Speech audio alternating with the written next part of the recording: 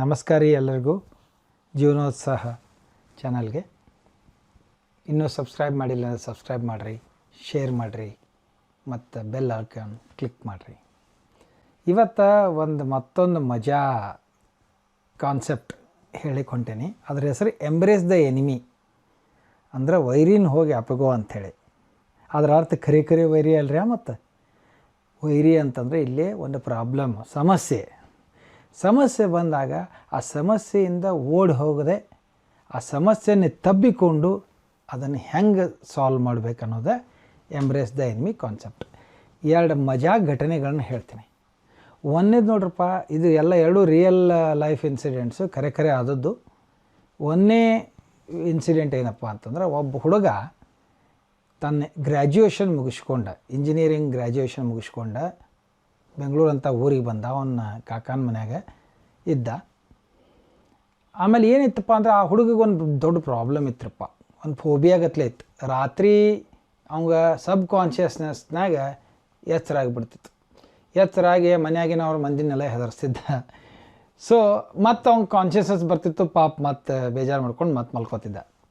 ಆದರೆ ಏನಾಯ್ತು, ಆ ಕಾಕನ ಮನೆಗೆ ಮತ್ತೊಬ್ಬ ಸಂಬಂಧಿ ಬಂದ. ಅವನು ಹಂಗೆ ತನ್ನ ಗ್ರ್ಯಾಜುಯೇಷನ್ ಮುಗಿಸ್ಕೊಂಡು ನೌಕರಿ ಹುಡುಕ್ಲಿಕ್ಕೆ ಬಂದ. ಅವನು ಇವನ ಜೋಡಿ ಹಾಲ್ದಾಗ ಮಲ್ಕೋಬೇಕಾಗಿತ್ತು. ಬಂತಲ್ಲ ಪರಿಸ್ಥಿತಿ. ಆ ಹುಡುಗಿಗೆ, ಎರಡನೇ ಹುಡುಗಿಗೆ ಗೊತ್ತಿತ್ತು ಮೊದಲೇ ನಮ್ಗೆ ಏನು ಪ್ರಾಬ್ಲಮ್ ಅದ ಅಂಥೇಳಿ.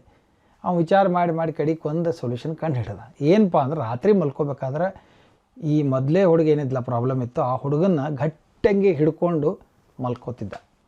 ಅವಾಗ ಏನಾಗ್ತಿತ್ತು, ಏನರ ಸಬ್ ಕಾನ್ಷಿಯಸ್ನೆಸ್ ಒಳಗೆ ಎದ್ದಿದ್ದ ಅಂದ್ರೆ ಫಸ್ಟ್ ಹುಡುಗ, ಇವ್ಗೆ ಅಲರ್ಟ್ ಸಿಗ್ತಿತ್ತು, ಎಚ್ಚರ ಆಗ್ತಿದ್ದ.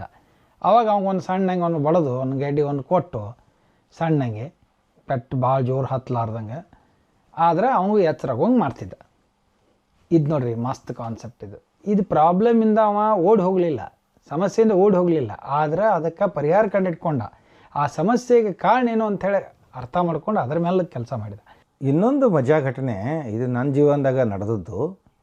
2008ರಾಗ ನನಗೆ IBMನಾಗ ಒಂದು ದೊಡ್ಡ ಟೀಮಿಗೆ ಟ್ರಾನ್ಸ್ಫರ್ ಮಾಡಿದರು. 100-150 ಮಂದಿ ಇದ್ದರು. ಅಲ್ಲಿ ನನ್ನ ಕೌಂಟ್ರ್ ಪಾರ್ಟ್ ಒಬ್ಬಾಕಿ ಸೀನಿಯರ್ ಡೆಲಿವರಿ ಮ್ಯಾನೇಜರ್ ಅಮೇರಿಕಾದಾಗಿದ್ಲು. ಭಯಂಕರ ಸ್ಟ್ರಿಕ್ಟು ಮತ್ತು ಅಗ್ರೆಸಿವ್ ಪರ್ಸನ್ನು. ಆಕೆಗೆ ಬಿಸ್ನೆಸ್ ಕಾಂಟ್ಯಾಕ್ಟ್ಸು ಇದ್ದು, ಹೀಗಾಗಿ ಭಾಳ ಇಂಪಾರ್ಟೆನ್ಸ್ ಕೊಟ್ಟಿದ್ರು. ನಂಗೆ ಎಲ್ಲರೂ ನಮ್ಮ ದೋಸ್ತರು ಹೇಳಿದ್ರು, ಹೋಗ್ಬಾರ್ಲೇ, ಹೋದ್ರೆ ನಿನ್ನೂ ಮತ್ತೆ ತೆಗೆದೋಗಿತಾಳೆ ಹಾಕೊಂಡು 5-6 ಮಂದಿನ ತೆಗೆದೋಗೋದಿದ್ಲ ಆಕೆ ಹಿಂದಕ್ಕೆ. ಮ್ಯಾನೇಜರ್ ತಗೊಂಡು ಸೀನಿಯರ್ ಮ್ಯಾನೇಜರ್ಗಳನ್ನ ಮತ್ತು ನಿನ್ನೂ ತೆಗೆದೋಗಿತಾಳೆ ಮತ್ತು ಹೋಗಬೇಡ ಅಂಥೇಳಿ ಹೇಳಿದರು. ಆದರೂ ನಾನು ಧೈರ್ಯ ಮಾಡಿ ನೋಡೋಣ ಅಂಥೇಳಿ ಹೋದೆ. ಆಕೆನ ಸ್ವಲ್ಪ ಸ್ಟಡಿ ಮಾಡಿದೆ. ಆಕೆಗೆ ಒಂದು ಮೇಜರ್ ರಿಕ್ವೈರ್ಮೆಂಟ್ ಇತ್ತು. ಏನಪ್ಪ ಅಂತಂದ್ರೆ, 24 ಅವರ್ಸ್ ಆಕೆಗೆ ಸಪೋರ್ಟ್ ಬೇಕಾಗಿತ್ತು. ಆಕೆ ಬಡಕಿದ್ಲು, ಊಟ ಮಾಡ್ತಿರಲಿಲ್ಲ. ನನ್ನ ಕಂಪೇರ್ ಮಾಡಿದ್ರೆ ನಾನು ಒಂದು ಅಕೌಂಟ್ಸ್ ಇರಲಿಲ್ಲ ಅಷ್ಟೇ ಆಕೆ. ಆದರೆ ಭಾರಿ ಅಗ್ರೆಸಿವ್ ಇದ್ಲು, 24 ಅವರ್ಸ್ ಅವೈಲೇಬಲ್ ಇರ್ತಿದ್ಲ ಆಲ್ಮೋಸ್ಟ್. ಹಾಗಾಗಿ ನಮಗೂ ಎಕ್ಸ್ಪೆಕ್ಟ್ ಮಾಡ್ತಿದ್ಲು. ನಾವು ಹೆಂಗೆ ನಿದ್ದೆ ಮಾಡ್ಬೇಕು ಬೇಡ. ಮತ್ತು ಆ ಕಾಲದಾಗ ಮೊಬೈಲ್ದಾಗ ಬರೀ ಇಮೇಲ್ಗಳು ಬರ್ತಿದ್ವು, ಆದರೆ ಮೆಸೆಂಜರ್ಗಳು ಬರ್ತಿವೆ. ವಾಟ್ಸಪ್ ಅಂತೂ ಇರಲೇ ಇಲ್ಲ. ಆವಾಗ ಕಾರ್ಪೊರೇಟ್ ಮೆಸೆಂಜರ್ ಒಂದು IBMನಾಗಿತ್ತು, ಅದ್ರ ಹೆಸರು ಸೇಮ್ ಟೈಮ್ ಅಂಥೇಳಿ. ಅದನ್ನು ಮೊಬೈಲ್ದಾಗ ಹಾಕ್ಕೊಳ್ಳಿಕ್ಕೆ ಯಾರಿಗೆ ಗೊತ್ತಿರಲಿಲ್ಲ. ಬಟ್ ನಾ ಏನೋ ಗದ್ದಲ ಮಾಡಿ ಇವರು ಕಾಂಟ್ಯಾಕ್ಟ್ ಮಾಡಿ IT ಟೀಮ್ಗೆ ಇದನ್ನು ಮಾಡಿ ಏನೋ ಮಾಡಿ ಫೈನಲಿ ಅದನ್ನ ಅಚೀವ್ ಮಾಡಿ ನನ್ನ ಮೊಬೈಲ್ದಾಗ ಹಾಕ್ಕೊಂಡೆ. ಅಲ್ಲಿ ನೋಡಿರಿ ಪ್ರಾಬ್ಲಮ್ ಸಾಲ್ವ್ ಆಯ್ತು. ರಾತ್ರಿ ಹೊತ್ತು ಆಕಿದು ಏನರ ಮೆಸೇಜ್ ಬಂದ್ಕೊಂಡು ಟಾಂಗ್ ಅಂಥೇಳಿ ಸೌಂಡ್ ಬರ್ತಿತ್ತು, ಅದನ್ನು ಕಾನ್ಫಿಗರ್ ಮಾಡಿಟ್ಟಿದ್ದೆ. ಇಮಿಡಿಯೇಟ್ ನಾನು ಎದ್ದು ಆಕಿಗೆ ಏನು ರೆಸ್ಪಾಂಡ್ ಮಾಡೋಕೆ ಮಾಡಿಬಿಡ್ತಿದ್ದೆ. ಅದನ್ನು ಖುಷಿ ಆಗ್ಬಿಟ್ಲಾಕಿ, ಇವ ಮಸ್ತ್ ಇದ್ದಾನೆ ಅಂಥೇಳಿ. ಕಡಿಗೆ ನಮ್ಮ ರಿಲೇಷನ್ ಡೆವಲಪ್ ಆಗಿ ನನಗೆ ಗೌರವ ಮಾಡಿ ಆಕಿ ಅಮೇರಿಕಕ್ಕೆ ಕರ್ಸ್ಕೊಂಡ್ಳು.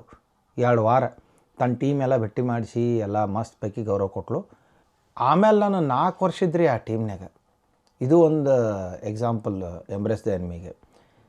ಮತ್ತು ಇನ್ನೊಂದು ಘಟನೆ ಹೇಳ್ಬೇಕಂದ್ರೆ, ನಾನು ಫೈನಲ್ ಇಯರ್ ಇಂಜಿನಿಯರಿಂಗ್ ಇದ್ದಾಗ 1992ರಾಗ ಆವಾಗ ನಮಗೆ ಆ್ಯನ್ಯುವಲ್ ಎಕ್ಸಾಮ್ ಇತ್ತು. ಆ್ಯನ್ಯುವಲ್ ಎಕ್ಸಾಮ್ದಾಗ 8 ಸಬ್ಜೆಕ್ಟ್ ಇದ್ದು, ಒಂದು ಸಬ್ಜೆಕ್ಟ್ 100 ಮಾರ್ಕ್ಸ್. ಅದರೊಳಗೆ 75 ಥಿಯರಿ, 25 ಸೆಮಿನಾರ್ ಅಂತಿತ್ತು.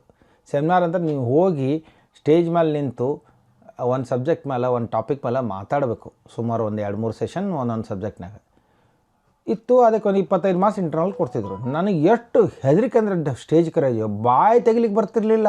ಎಲ್ಲಿಗೆ ಡಿಸೈಡ್ ಮಾಡಿದೆ ಅಂದರೆ, ಆ ಸೆಮಿನಾರ್ಗಳು ಸ್ಕಿಪ್ ಮಾಡಿ 25 ಮಾರ್ಕ್ಸು ಬಿಟ್ಬಿಟ್ಟೆ. ಬರೀ 75 ಮಾರ್ಕ್ಸಿಗೆ ಬರದೆ ನಾ paper.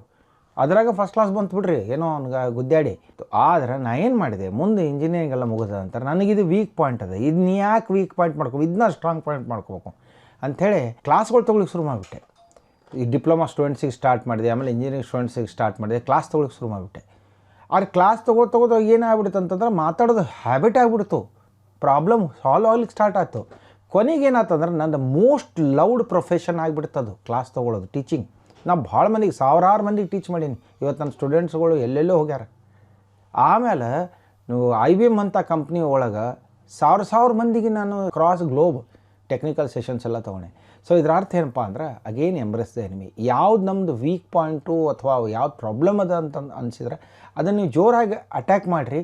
Most of the times ಅದು ನಿಮಗೆ ಸಕ್ಸಸ್ ಕೊಡ್ತದೆ. ಅದರ ಅರ್ಥ ಎಲ್ಲಕ್ಕೂ ಅಪ್ಲೈ ಆಗ್ತಾ ಅಂತಿಲ್ಲ, ನೋಡ್ಕೊಂಡು ಮಾಡಬೇಕು. But most of the times ಇದು ಅಪ್ಲೈ ಆಗ್ತಂತ. ನಮಸ್ಕಾರ ರೀ.